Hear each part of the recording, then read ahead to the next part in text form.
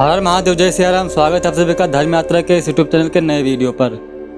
तो आज इस वीडियो में हम भगवान विष्णु के 10 अवतार के बारे में जानेंगे। भगवान श्री हरि विष्णु ने धर्म की रक्षा के लिए पृथ्वी पर कई सारे अवतार लिए।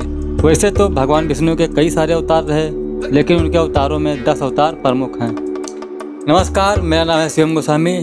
चलिए भगवान विष्णु के प्रथम अवतार से शुरू करते हैं। पुराणों के अनुसार भगवान विष्णु ने सृष्टि को प्रलय से बचाने के लिए मत्स्य अवतार लिया था। इसकी कहानी कुछ ऐसा है कि कृतयुग के आदि में राजा सत्यव्रत हुए।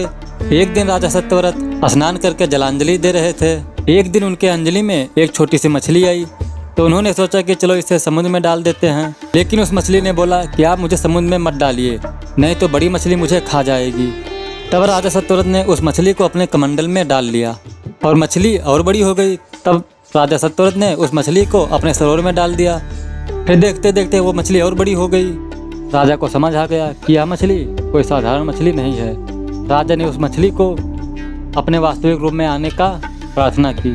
राजा की प्रार्थना सुनकर भगवान विष्णु उनके सामने प्रकट हुए और भगवान विष्णु ने कहा कि यह मेरा प्रथम एवं मत्स्य अवतार है। फिर भगवान विष्णु ने राजा सत्यव्रत से कहा कि हे राजन, आज से 7 दिन बाद जल प्रलय होगा। उसके बाद तुम्हारे पास मेरी एक नाव आएगी। तब तुम सप्तऋषियों, औषधियों, बीजों व सूक्ष्म शरीरों को लेकर उसमें बैठ जाना। जब तुम्हारी नाव डगमगाने लगेगी तब मैं मत्स्य के रूप में आऊँगा। उस समय तुम वासुकी नाग के सहायता से अपने नाव को मेरे सींग से बांध देना। उस समय प्रश्न पूछने पर मैं तुम्हें उत्तर दूंगा, जिससे मेरी महिमा जो परब्रह्म नाम से विख्यात है, जो मत्स्य पुराण नाम से प्रसिद्ध है।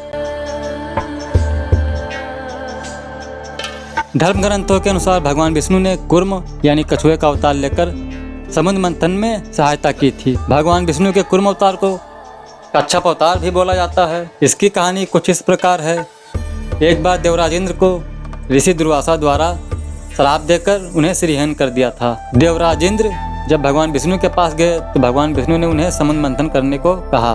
तब देवराज इंद्र ने भगवान विष्णु के कहे अनुसार दैत्यों व देवताओं के साथ मिलकर समुद्र मंथन करने के लिए तैयार हो गए। समुद्र मंथन करने के लिए मंदराचल पर्वत को मथानी बनाया गया और वासुकी नाग को नेति बनाया गया। फिर सभी दैत्य और देवताओं ने मिलकर मंदराचल पर्वत को उखाड़ा, लेकिन उसे समुद्र के तट तक नहीं ले जा सके। तब भगवान विष्णु ने उनकी सहायता की और मंदराचल पर्वत को समुद्र के तट तक पहुंचाए। लेकिन मंदराचल पर्वत के नीचे कोई आधार नहीं होने पर वह समुद्र में डूबने लगा। यह देखकर भगवान विष्णु विशाल कूर्म यानी कछुए का अवतार लिए और समुद्र के अंदर मंदराचल पर्वत के नीचे बैठ गए। भगवान कूर्म की विशाल पीठ पर मंदराचल पर्वत घूमने लगा और इस प्रकार समुद्र मंथन पूरा हुआ। धर्म ग्रंथों के अनुसार भगवान विष्णु ने तीसरा अवतार वराह अवतार लिया था। पुरातन समय में दैत्य हिरण्याक्ष हिरण्यकश्यपु का भाई एक दिन उसने पृथ्वी को समुद्र में जाकर छिपा दिया था। फिर ब्रह्मा की नाक से भगवान विष्णु वराह रूप में प्रकट हुए। भगवान विष्णु के इस रूप को देखकर सभी देवी देवता, ऋषि मुनि उनकी स्तुति करने लगे। सबके आग्रह पर भगवान विष्णु ने वराह रूप में पृथ्वी को ढूंढने के लिए चल दिए। अपनी थूथनी की सहायता से वराह अवतार ने पृथ्वी का पता लगा लिया और समुद्र में जाकर वे अपने दांतों के ऊपर पृथ्वी को रखकर उसे बाहर ले आए। जब हिरण्याक्ष ने यह सब देखा तो वह भगवान विष्णु के वराह रूप को युद्ध करने के लिए ललकारा। दोनों में भीषण युद्ध हुआ। अंत में भगवान विष्णु के वराह अवतार ने हिरण्याक्ष का वध कर दिया। इसके बाद भगवान विष्णु के वराह अवतार ने जल को स्तंभित कर उस पृथ्वी को स्थापित कर दिया। भगवान विष्णु ने नरसिंह का अवतार लेकर दैत्यों के राजा हिरण्यकश्यपु का वध किया था। धर्म ग्रंथों के अनुसार हिरण्यकश्यपु स्वयं को भगवान से भी ऊंचा मानते थे। उसे मनुष्य, देव देवता, दिन रात, पशु पक्षी, चराचर कहीं पर भी न आकाश में न पाताल में उसे न मरने का वरदान प्राप्त था। उसके राज में जो भी भगवान विष्णु की पूजा करता था वह उसे दंडित करता था। उसके पुत्र का नाम प्रहलाद था। वह बचपन से ही भगवान विष्णु का बहुत बड़ा भक्त था। जब यह बात हिरण्यकश्यपु को पता चली तो वह अपने पुत्र पर बहुत क्रोधित हुआ। उसके बाद हिरण्यकश्यपु ने अपने पुत्र प्रहलाद को समझाने की पूरी कोशिश की, लेकिन वह नहीं माना। फिर हिरण्यकश्यपु ने उसे मृत्युदंड दे दिया, लेकिन हर बार वह भगवान विष्णु के चमत्कार से बच जाता था। हिरण्यकश्यपु की बहन होलिका, जिसे अग्नि में न जलने की वरदान प्राप्त था, वह प्रहलाद को लेकर धधकती आग में बैठ गई। तब भी भगवान विष्णु की कृपा से प्रहलाद बच गया और होलिका जल गई। इससे हिरण्यकश्यप को क्रोध आया और वो प्रहलाद को मारने के लिए चल दिया। जब वह प्रहलाद को मारने जा ही रहा था कि तुरंत भगवान विष्णु नरसिंह का अवतार लेकर आ गए और उन्होंने हिरण्यकश्यपु का वध कर दिया। सतयुग में प्रहलाद के पौत्र दैत्यराज बलि ने स्वर्गलोक पर अपना अधिकार कर लिया था। सभी देवता इस विपत्ति से बचने के लिए भगवान विष्णु के पास गए।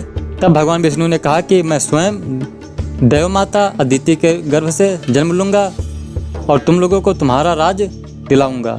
एक बार जब राजा बलि महान यज्ञ कर रहे थे, तब भगवान विष्णु के वामन अवतार बलि की यज्ञशाला के पास गए और राजा बलि से वामन अवतार ने 3 पग जमीन मांगी।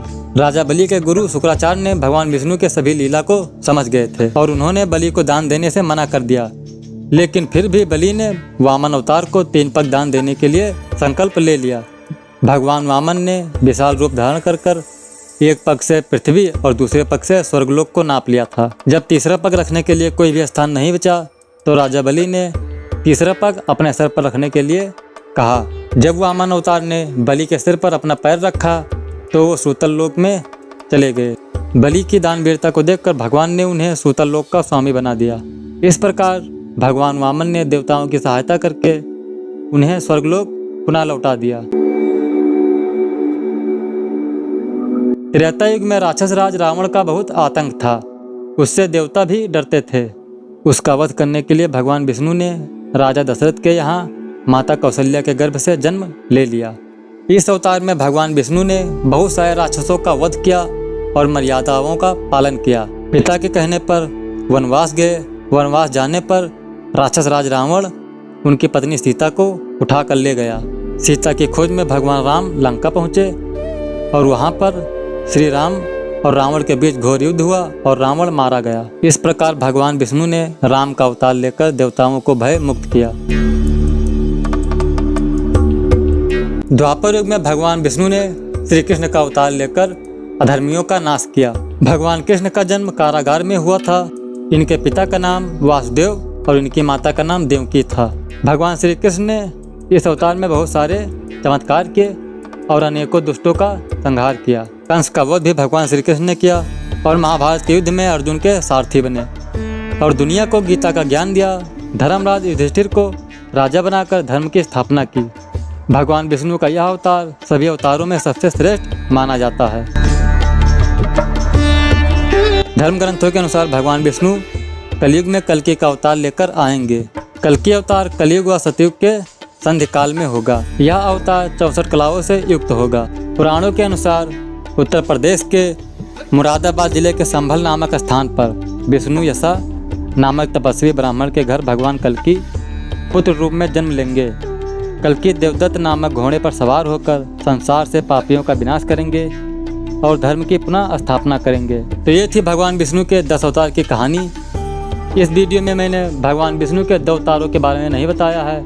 प्रथम अवतार परशुराम अवतार, इसके बारे में मैंने फुल डिटेल में वीडियो बनाया है। ये आप लोग जाकर उस वीडियो को पूरा देखिए। और द्वितीय अवतार है बुद्ध अवतार, जो कि द्वापर युग में हुआ था। इसके बारे में एक डिटेल में वीडियो लाऊंगा और फिर तब उनके बारे में बताऊंगा। तो इस वीडियो को मैं यहीं पर ख़त्म करता हूँ। मिलते हैं अगले वीडियो में। तब तक के लिए बहुत बहुत धन्यवाद। हर हर महादेव, जय सिया राम।